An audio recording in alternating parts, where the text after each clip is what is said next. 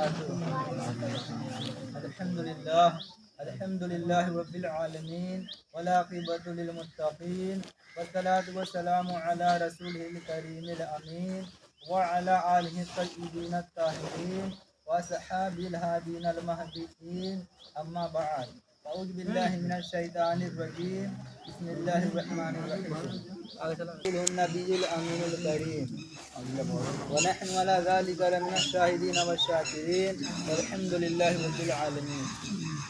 آئیے سب سے پہلے دونوں عالم کے مالک و مختار محبوب پروردگار اور امت کے غمخوار جناب احمد مجتبی محمد مصطفیٰ صلی اللہ تعالی علیہ وآلہ وسلم کی بارگاہ بےکس پناہ میں اپنی غلامی کا ثبوت دیتے ہوئے درود پاک کا نذرانہ عقیدت پیش کریں اور پڑھیں باوجود بلند اللہم صلی اللہ علیہ مولانا محمد معاذ الکرم والی والی وسلم سلام علیہ رسول اللہ صلی اللہ علیہ وسلم۔ نعت پاک رسول اللہ صلی اللہ تعالی علیہ وسلم کے کچھ اشعار آپ سماعت فرما لیں۔ جمال گنبد خضرا کہاں سے لاؤ گے، جمال گنبد خضرا کہاں سے لاؤ گے، جمال گنبد خضرا کہاں سے لاؤ گے، جمال گنبد خضرا کہاں سے لاؤ گے، نبی سے پھر کے اجالا کہاں سے لاؤ گے، نبی سے پھر کے اجالا کہاں سے لاؤ گے، تمام عمر پکارو اذان کعبے سے، تمام عمر پکارو اذان کعبے سے، مگر بلال سا لہجہ کہاں سے لاؤ گے، مگر بلال سا لہجہ کہاں سے لاؤ گے، نبی سے پھر کے اجالا کہاں سے لاؤ گے،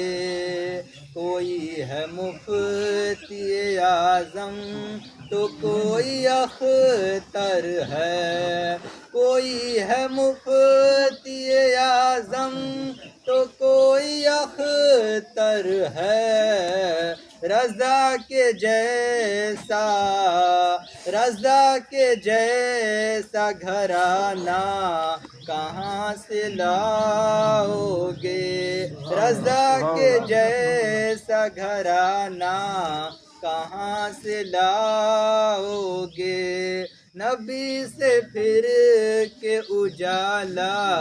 کہاں سے لاؤ گے۔ اور یہ آخری شے ملاحظہ فرما لیں، نبی کے دین پہ مٹنے کی بات کرتے ہو، نبی کے دین پہ مٹنے کی بات کرتے ہو، حسین جیسا کلیجہ کہاں سے لاؤ گے، حسین جیسا کلیجہ کہاں سے لاؤ گے، جمال گنبد خضرا کہاں سے لاؤ گے، نبی سے پھر کے اجالا کہاں سے لاؤ گے، نبی سے پھر کے اجالا کہاں سے لاؤ گے۔ محترم حضرات، ابھی میں نے جس آیت کریمہ کی تلاوت کرنے کا شرف حاصل کیا ہے، وَاتَّخَذَ اللَّهُ إِبْرَاهِيمَ خَلِيلًا، رب تبارک و تعالیٰ ارشاد فرماتا ہے کہ حضرت ابراہیم علیہ السلام میرے خلیل ہیں، یعنی دوست ہیں۔ حضرت ابراہیم علیہ السلام کے بڑھاپے میں بہت ہی دعاؤں اور التجاؤں کے بعد حضرت حاجرہ رضی اللہ تعالیٰ عنہا کے वतन मुक़द्दस से, वतन पाक से हज़रत इस्माइल अलैहिस्सलाम पैदा हुए। बहुत ही बुढ़ापे में, बहुत ही इल्तिजाओं दुआओं के बाद हज़रत इस्माइल अलैहिस्सलाम पैदा हुए। तो हज़रत इब्राहीम अलैहिस्सलाम जो हैं अपने बेटे हज़रत इस्माइल अलैहिस्सलाम से बहुत ही ज़्यादा मोहब्बत किया करते थे, बहुत ही प्यार किया करते थे। जब फरिश्तों ने ये देखा तो अल्लाह ताला की बारगाह में अर्ज़ किया, या रसूल, या ये मेरे पाक परवरदिगार आलम, तेरा दोस्त तो वही है जिसके दिल में तेरे सिवा किसी की मोहब्बत ना हो, लेकिन हज़रत इब्राहीम अलैहिस्सलाम के दिल में तो हज़रत इस्माइल अलैहिस्सलाम की मोहब्बत पैदा हो गई है। फरिश्तों को ये दिखाने के लिए अल्लाह ताला ने जो है हज़रत इब्राहीम अलैहिस्सलाम का इस तरह इम्तहान लिया। हज़रत इब्राहीम अलैहिस्सलाम अपने बेटे से बहुत ज़्यादा प्यार करते थे। तो फरिश्तों ने जब ये देखा तो अल्लाह की बारगाह में अर्ज़ किए कि ए मेरे पाक परवरदिगार आलम, तेरा दोस्त तो वही है जिसके दिल में तेरे सिवा किसी की मोहब्बत ना हो, लेकिन हज़रत इब्राहीम अलैहिस्सलाम के दिल में तो उनके बेटे की मोहब्बत पैदा हो गई है। तो यही अल्लाह ताला ने फरिश्तों को दिखाने के लिए हज़रत इब्राहीम अलैहिस्सलाम का इम्तहान लिया और उन्हें कुर्बानी का हुक्म दिया। 8वीं जिलहिज्जा के दिन हज़रत इब्राहीम अलैहिस्सलाम ख्वाब में देखते हैं कि एक फरिश्ता है और ये ऐलान कर रहा है कि हज़रत इब्राहीम अलैहिस्सलाम कुर्बानी करो। तो जब सुबह हुई हज़रत इब्राहीम अलैहिस्सलाम 100 ऊँटों की कुर्बानी जो है अल्लाह की राह में पेश कर देते हैं। फिर दूसरी दिन यानी 9वीं जिलहिज्जा की रात भी वही ख्वाब देखते हैं कि एक फरिश्ता कह रहा है, ए हज़रत इब्राहीम अलैहिस्सलाम कुर्बानी करो। तो फिर सुबह हुई तो हज़रत इब्राहीम अलैहिस्सलाम जो है 200 ऊँटों की कुर्बानी जो है अल्लाह की राह में पेश कर देते हैं, अल्लाह की राह में कर देते हैं। फिर तीसरी रात यानी 10वीं जिलहिज्जा की रात यही ख्वाब देखते हैं कि एक फरिश्ता है और कह रहा है, ए हज़रत इब्राहीम अलैहिस्सलाम कुर्बानी करो। तो हज़रत इब्राहीम अलैहिस्सलाम कहते हैं, मेरे पाक परवरदिगार आलम, मैं किस चीज़ की कुर्बानी तेरे राह में पेश करूं, तू मुझसे किस चीज़ की कुर्बानी का मुतालबा कर रहा है। तो रब तबारक व तआला फरमाता है, हज़रत इब्राहीम अलैहिस्सलाम आप मेरी राह में वो चीज़ कुर्बान कीजिए जिसको आप दुनिया में सबसे ज़्यादा महबूब रखते हैं, जिसको आप दुनिया में सबसे ज़्यादा पसंद करते हैं। तो हज़रत इब्राहीम अलैहिस्सलाम समझ गए कि रब तबारक व तआला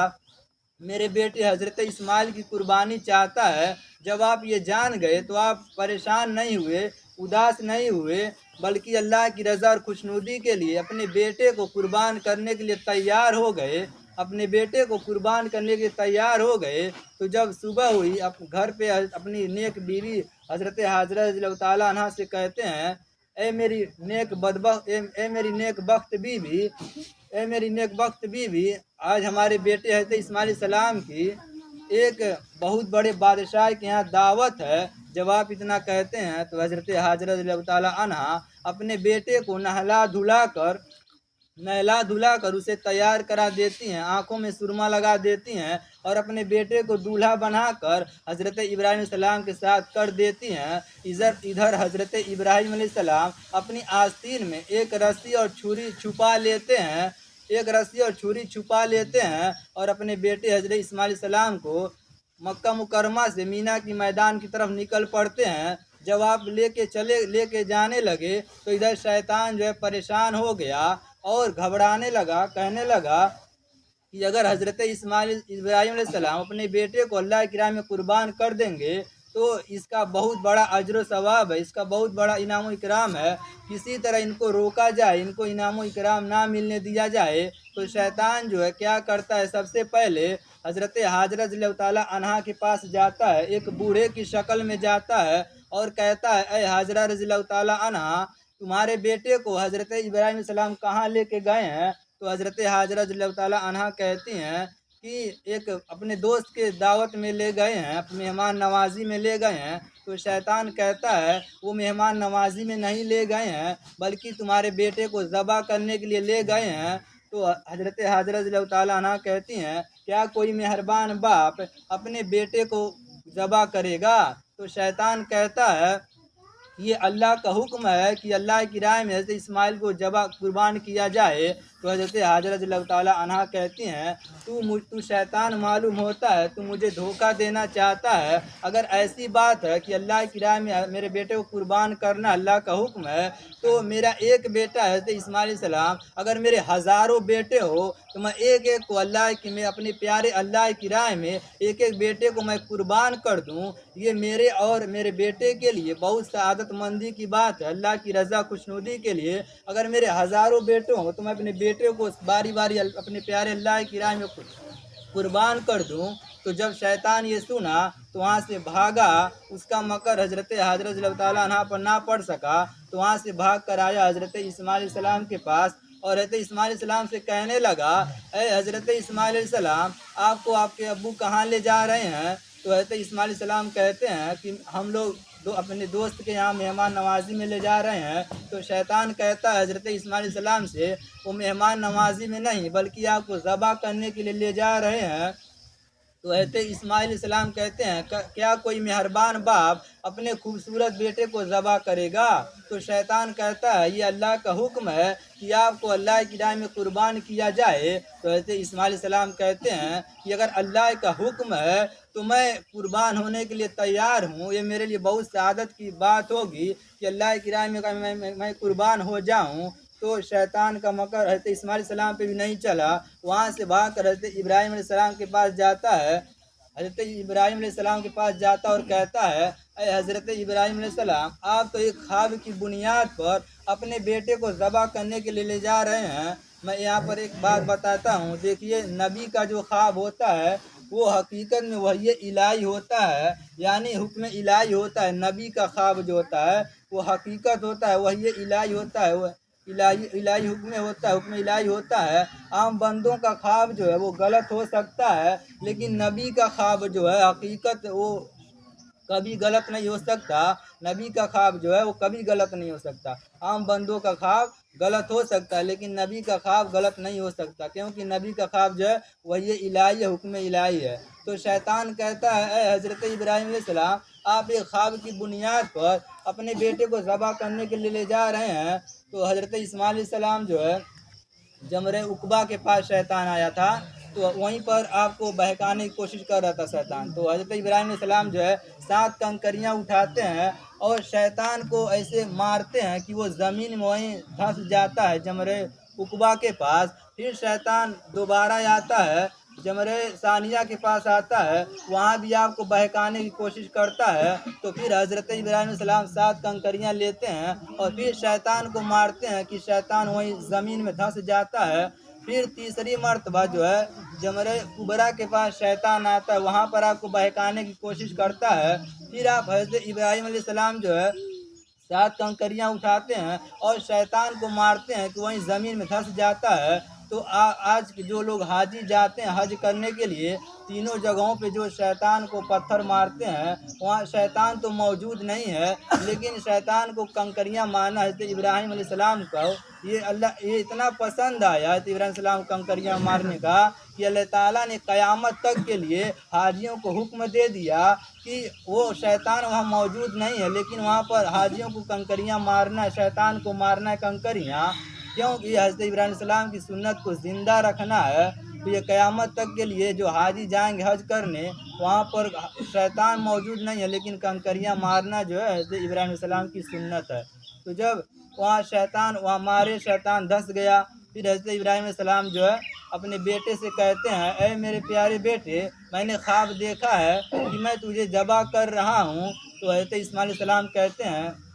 اے میرے ابو جان، آپ کو جو اس بات کا اللہ نے حکم دیا ہے آپ وہ کیجئے، آپ مجھے صابر پائیں گے، یعنی آپ مجھے ذبح کر دیجئے، آپ مجھے انشاءاللہ صابر پائیں گے۔ تو حضرت اسماعیل علیہ السلام کہتے ہیں، اے میرے ابو جان، میری 3 وصیتیں ہیں، حضرت ابراہیم علیہ السلام کہتے ہیں، بتائیے آپ کی کیا وصیتیں ہیں؟ تو حضرت اسماعیل علیہ السلام کہتے ہیں، میری پہلی وصیت یہ ہے کہ جب آپ مجھے ذبح کیجئے گا تو میرے ہاتھ پیر رسی سے باندھ دیجئے گا، کہیں میرا تڑپنا دیکھ کر آپ کے سینے میں ایک باپ کا دل ہے، کہیں آپ کو رحم نہ آ جائے۔ پھر آپ دوسری وصیت کرتے ہیں حضرت اسماعیل علیہ السلام اپنے ابو جان سے، اے میرے ابو جان، میری دوسری وصیت یہ ہے کہ جب آپ مجھے ذبح کیجئے گا تو منہ کے بل لٹائیے گا، کہیں میرا چہرہ دیکھ کر، خوبصورت چہرہ دیکھ کر آپ کے سینے میں دل ہے، باپ کا دل ہے، کہیں دیکھ کر آپ کو رحم نہ آ جائے، اسی لیے آپ مجھے منہ کے بل لٹائیے گا۔ پھر آپ تیسری وصیت کرتے ہیں حضرت اسماعیل علیہ السلام اپنے ابو جان سے، اے میرے ابو جان، میری تیسری وصیت یہ ہے کہ جب آپ مجھے ذبح کر دیجئے گا تو اس کی خبر جو ہے میری والدہ حضرت حضرت رضی اللہ تعالیٰ عنہا کو مت بتائیے گا، کیونکہ وہ سن کے اداس ہو جائیں گی، یہ خبر برداشت نہیں کر پائیں گی، مایوس ہو جائیں گی۔ تو حضرت ابراہیم علیہ السلام جو ہے یہ تینوں وصیت سننے کے بعد اپنے بیٹے کو ہاتھ پیر رسی سے باندھ دیتے ہیں اور اپنی آنکھوں پر پٹی باندھ لیتے ہیں اور ایک پہاڑ کے ایک چٹان کے اوپر ایسے لٹا دیتے ہیں اور ان کے منہ کے بل لٹا دیتے ہیں۔ پھر آپ چھری اٹھاتے ہیں اور اپنے بیٹے کے گردن پر چلاتے ہیں تو دیکھیے رب تبارک و تعالیٰ کی شان کا جلوہ ملاحظہ کیجیے کہ وہ چھری جو ہے تو اسماعیل السلام کے گردن کو کیا، گردن کے بال کو بھی نہیں کاٹ سکی۔ پھر حضرت ابراہیم علیہ السلام اور حضرت اسماعیل علیہ السلام جو ہے اللہ تعالیٰ کی بارگاہ میں رو کر دعا کرتے ہیں، میرے پاک پروردگار عالم تو ہماری قربانی کو قبول کیوں نہیں فرما رہا ہے۔ پھر دوسری مرتبہ حضرت ابراہیم علیہ السلام چھری اٹھاتے ہیں اور اپنے بیٹے کے گلے پہ چلاتے ہیں چھری، دوسری مرتبہ بھی چھری نہیں چلتی ہے۔ پھر آپ پریشان ہو جاتے ہیں، پھر آپ کیا کرتے ہیں، جلال میں آ جاتے ہیں اور چھری کو لیتے ہیں اور پتھر پر ایسے پلٹتے ہیں کہ پتھر جو ہے دو ٹکڑے ہو جاتا ہے۔ تو پھر آپ چھری سے کہتے ہیں، چھری تو ایک پتھر کو دو ٹکڑے کر دے رہی ہے لیکن میرے حضرت ابراہیم علیہ السلام کے نرم و نازک گلے کو کیوں نہیں کاٹ رہی ہے؟ تو چھری کہتی ہے، اے حضرت ابراہیم علیہ السلام، جب آپ کو نار نمرود یعنی بھڑکتی ہوئی آگ میں جب آپ تشریف لے گئے تھے، آگ میں آپ تشریف لے گئے تھے تو آگ آپ کو کیوں نہیں جلائی؟ تو حضرت ابراہیم علیہ السلام کہتے ہیں کہ اللہ تعالیٰ نے آگ کو حکم دیا تھا کہ میرے خلیل کو نہ جلانا۔ تو چھری کہتی ہے حضرت ابراہیم علیہ السلام سے کہ رب تبارک و تعالیٰ نے آگ کو صرف ایک مرتبہ حکم دیا تھا کہ آگ کو نہ جلایا جائے، لیکن اللہ تعالیٰ نے مجھے، چھری کہتی ہے، مجھے 70 مرتبہ اللہ تعالیٰ نے حکم دیا ہے کہ حضرت اسماعیل علیہ السلام کے گردن کو نہ کاٹنا۔ تو چھری کہتی ہے مجھے 70 مرتبہ حضرت اللہ تعالیٰ نے حکم دیا ہے، 70 مرتبہ میں حکم دیا ہے کہ حضرت اسماعیل علیہ السلام کے گردن کو نہ کاٹنا، تو میں کیسے کاٹ سکتی ہوں؟ تو جب اتنا دیکھنے کے بعد فرشتوں نے جب یہ دیکھا کہ حضرت ابراہیم علیہ السلام جو اللہ کی رضا خوشنودی کے لیے، اللہ تعالیٰ کی فرما برداری کے لیے اپنے بیٹے کو ایک دم ذبح کرنے کے لیے ایک دم تیار ہیں، ایک دم فرما برداری میں لگے ہیں، تو فرشتوں کو بھی یہ یقین ہو گیا کہ حقیقت میں حضرت ابراہیم علیہ السلام جو ہیں اللہ کے خلیل ہیں یعنی دوست ہیں۔ فرشتوں کو بھی یہ یقین ہو گیا۔ تو جب یہ منظر فرشتوں نے دیکھا، اللہ تعالیٰ نے تب حضرت جبرائیل علیہ السلام کو حکم دیا ہے، حضرت جبرائیل علیہ السلام جنت میں جاؤ اور جنت سے ایک دمبا لے کر آؤ اور جاؤ حضرت اسماعیل علیہ السلام کے پاس، ان کے ہاتھ پیر کھول دو اور ان کی جگہ پر جو ہے جنت کے دمبا کو لٹا دو۔ تو اتنا حضرت جبرائیل علیہ السلام کر دیتے ہیں۔ تو تیسری مرتبہ جو ہے حضرت ابراہیم علیہ السلام جب چھری کو چلاتے ہیں تو چھری چل جاتی ہے، جب چل جاتی ہے تو جب آپ اپنی آنکھوں پر سے پٹی اتارتے ہیں تو کیا دیکھتے ہیں، میرے سامنے میرا بیٹا مسکرا رہا ہے اور ایک دمبا ذبح ہوا ہے۔ اس وقت حضرت جبرائیل علیہ السلام نے اللہ اکبر کا نعرہ بلند کیا، پھر حضرت اسماعیل علیہ السلام نے لا الہ الا اللہ واللہ اکبر پڑھا، پھر حضرت ابراہیم علیہ السلام نے وللہ الحمد پڑھا۔ تو یہ قربانی ہو گئی، یعنی دمبے کی قربانی ہو گئی۔ تو اللہ تعالیٰ نے صدا آئی کہ حضرت ابراہیم علیہ السلام آپ کا امتحان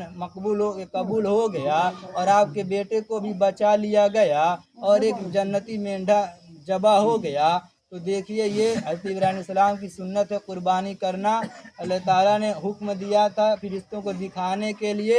اسی لیے حضرت ابراہیم علیہ السلام کا امتحان لیا کہ یہ ہمارے دوست ہیں۔ تو مالک نصاب جو مرد عورت ان پہ قربانی واجب ہے، جو قربانی نہیں کرائیں گے، اگر قوت ہے کرانے کی اور جو قربانی نہیں کراتا، میرے آقا فرماتے ہیں، نبی کریم صلی اللہ علیہ وسلم ارشاد فرماتے ہیں، جس کے پاس قوت ہے قربانی کی اور قربانی نہیں کراتا ہے،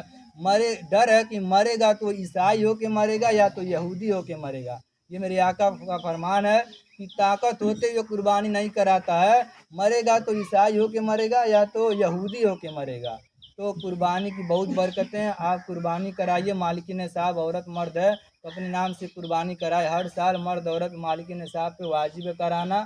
اور نہیں کرائیں گے تو بہت بڑا گناہ ملے گا، اور ایک بال کے برابر آپ کو ثواب ملے گا. آپ قربانی کیجیے. رب تبارک تعالیٰ بارگاہ میں دعا ہے رب تعالیٰ ہمیں اور آپ کو قربانی کرنے کی توفیق عطا فرمائے. وما علینا الا البلاغ. استغفر اللہ ربی من کل ذنب واتوب الیہ. السلام علیکم ورحمۃ اللہ وبرکاتہ.